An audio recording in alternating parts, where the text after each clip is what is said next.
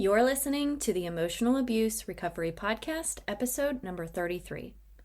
Do you struggle with saying no? Do you find yourself constantly trying to make other people happy, even if you aren't? Do you worry about what other people are thinking and what they're thinking about you? Well, if you answered yes, I can fully relate to this because I used to be the picture of a people pleaser. And today I'm going to be addressing the root of people pleasing, and some people refer to this as codependency. I'm also going to help you by giving you some practical ideas of how you can change this behavior. People pleasing isn't a personality trait, it's a habit. And any habit that we have, we can break if we choose to. So stay tuned. Welcome to the Emotional Abuse Recovery Podcast, a podcast specifically designed to help you heal after a toxic or narcissistic relationship.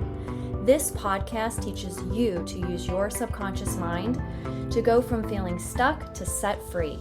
In here, you will learn how to use the power of your own mind to free yourself from emotional pain, move forward with confidence, and experience the inner peace you deserve in your healing journey after emotional abuse. I'm your host and subconscious reprogramming coach, Allison Dagny. So let's get started. Okay, so the first thing I want to say that is if you're a people pleaser, I can relate to this. And as you probably already know, this is a codependency trait that we develop in early childhood based on our upbringing. Usually it stems from a parental attachment wound, but this isn't about blaming our parents. It's just to show you and shine the light on why you have this habit so that you can be more aware and make changes if you want to. And I'm assuming if you're listening that you do want to change it. So most people pleasers believe that if they just keep on doing more, keep on showing up for people, keep on anticipating other people's needs and doing nice things and saying yes all the time, that they will be loved, that they will be worthy. But the problem with this is that they keep on doing these things and the love isn't there or what they expected it to be. And then the people pleaser feels let down or disappointed or sad and ultimately unloved. And if you're a people pleaser and you keep repeating these same behaviors to feel loved or to affirm your value, you'll just keep getting the same results. You'll feel like you keep doing things for other people and nobody cares or shows up for you.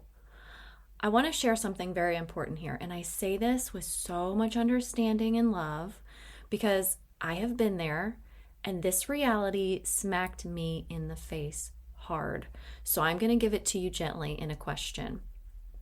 Is it possible that your actions of people pleasing are to get people to make you feel good about yourself?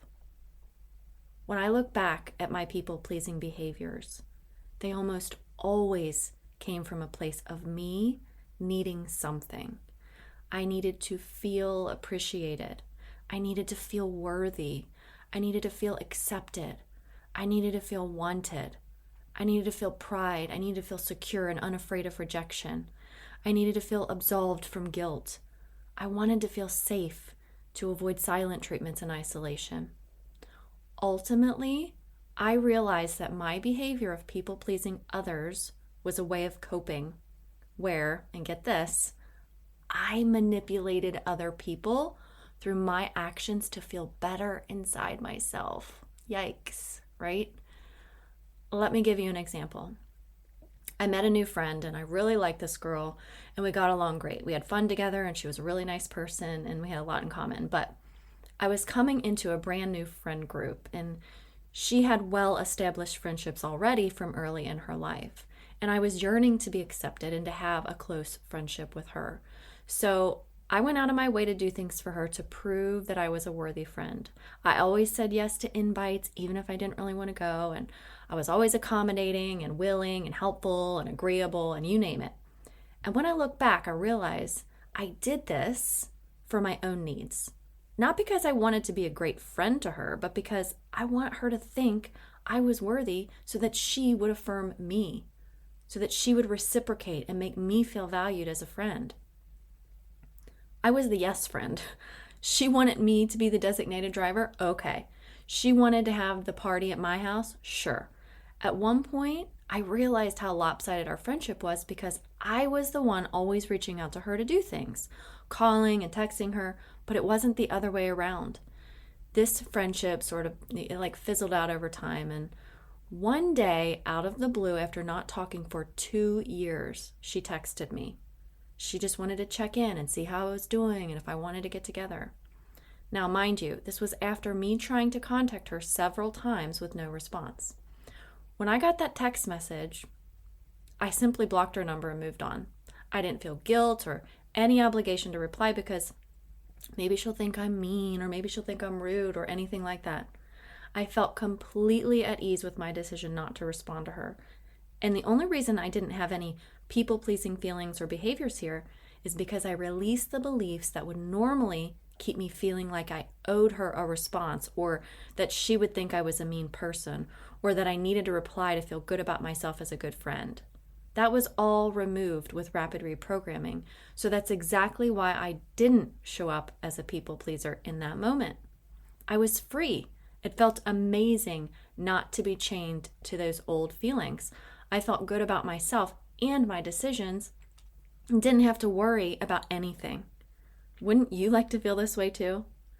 It's important to note that continuing to please others at the expense of yourself, or to obtain the feeling you want to feel through others or avoid feeling bad, is only going to leave you feeling good temporarily. It only lasts as long as that action is taking place. It's sort of like drinking alcohol in a social setting to get you to open up or relax. It helps in the moment, but when it wears off, you're back to feeling tense and uptight again. Okay, here's something else I want you to consider. When we perform and others don't respond in ways we were hoping for, like if we do what people want and they don't show up for us is what I mean. If we do what we think they want and they aren't appreciative, or they aren't showing us love, or they aren't affirming our value or whatever, we have to take a look at why we're really doing it. Ask yourself, why am I really doing it? And you have to be really honest with yourself here. Are you doing it to get a thank you so you feel good about yourself? Are you doing it to feel accepted or to feel loved or to feel worthy? Are you doing it to satisfy your needs or to avoid feeling bad about yourself? Let me ask you, what is this costing you to continue to behave this way when you aren't feeling any better about it permanently? Now, I need to clarify that we all operate on trying to get something positive. There is always an inner positive self-intention to all our behaviors. Even narcissistic people and abusers are trying to feel better about themselves, or maybe superior to others, and that's why they hurt people. But for a people pleaser, we try to please others to avoid feeling worthless or some other negative feeling, or to achieve feeling something positive. But the problem with this is that you are giving all your powers away to other people to make you feel something. When you can access that inside yourself, you have all the power. Isn't it true that there are lots of people in this world who don't people please and have a good sense of self-worth? You can probably think of some people like this in your own life. Here's the thing. If they don't respond in the way that we hope for or expect, we feel let down. We feel slighted or disrespected, unappreciated, or disappointed. But let me ask you this. What if we do things with no expectations? Truly, none at all. If we do this, we are more secure. And this is the magical part. When you get to this point, you are no longer a people pleaser. And you know what? The funny thing about the term people pleaser is that it leads with the connotation that you are pleasing others. But in most cases, reality is you're trying to please yourself. I'm not telling you this so that now all of a sudden you feel bad about yourself. No, there's nothing wrong with you. You need to understand that this is just how your brain is wired as a human being, especially if you just realize this, and this is you, and this is your pattern of behavior. I'm telling you this to be aware. It's all about thinking outside yourself. To heal yourself, you can't be judging yourself. And I want you to know something about your brain. The brain is what is causing you to behave this way. So understanding how it works can really, really help. And you absolutely can change that wiring to help increase your self-worth and feelings of security so that you can stop people-pleasing others. Human brains have evolved over time to help us survive and to stay safe in our environment. And overall, the human brain has evolved in a way that maximizes our chance of survival. And your brain is trying to protect you and keep you safe. That's its primary job, and that's a good thing. It's operating on thousands and thousands of years of evolution to protect and preserve the human species. But what happens when our environments are no longer the same as they were 10,000 years ago? We're operating with old survival instincts and habits with new surroundings. And that means we have to evolve our brains because our brains have evolved based on old survival needs like running from saber-toothed tigers. And obviously we don't have to do that anymore. So what does this have to do with people pleasing? Everything. Because your brain is wired to keep doing what it thinks you need in order to survive. But you don't need to people please to survive. Your brain just thinks you do. So this is your reminder to pay attention. Be aware of what is keeping you feeling safe and recognize that it could be preventing you from moving forward, because what keeps you feeling safe often keeps you feeling stuck. So I know you want to know how. How do I stop this behavior?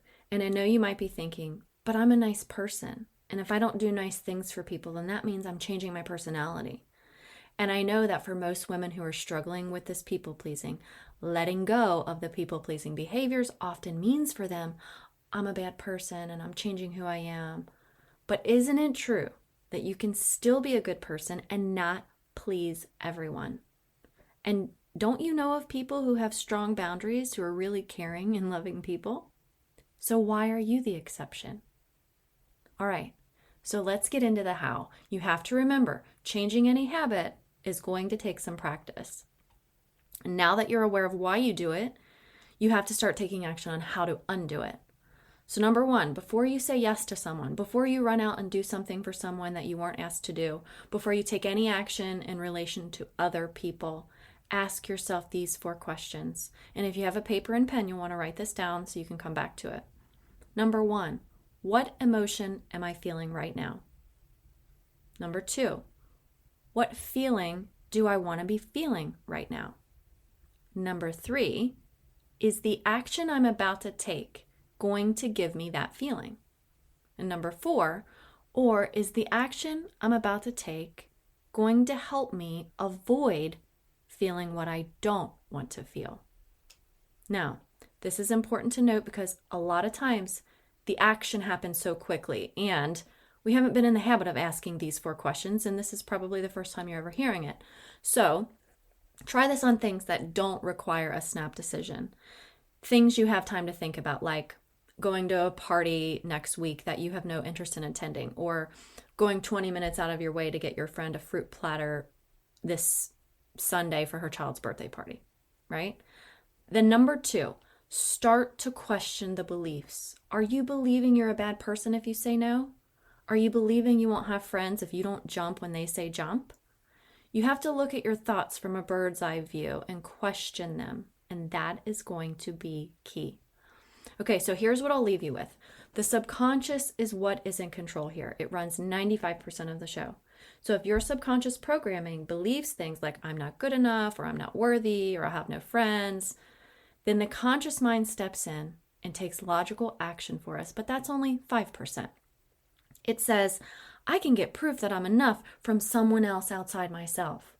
But the problem is, the subconscious mind has to be what believes I am good enough and I am worthy, because it runs 95% of the show. So uncovering your self-worth, which you already have, is really going to be a huge component of stopping the people-pleasing behaviors. So if you want to work on stopping the people-pleasing behaviors, you have to start with self-worth. You have to question your motives and your thinking. And again, this takes practice. So if you need support with this, let me know, and I'm happy to get on a call with you for free to see if we would be a good fit to work together. I hope this episode has been helpful, and I hope you have a wonderful week. Talk to you next time. Thank you for being here with me today in the Emotional Abuse Recovery Podcast. I hope you found value here with me. If this podcast episode was helpful to you, I'd love for you to hit subscribe and leave me a review. My goal is to help you go from feeling stuck to set free.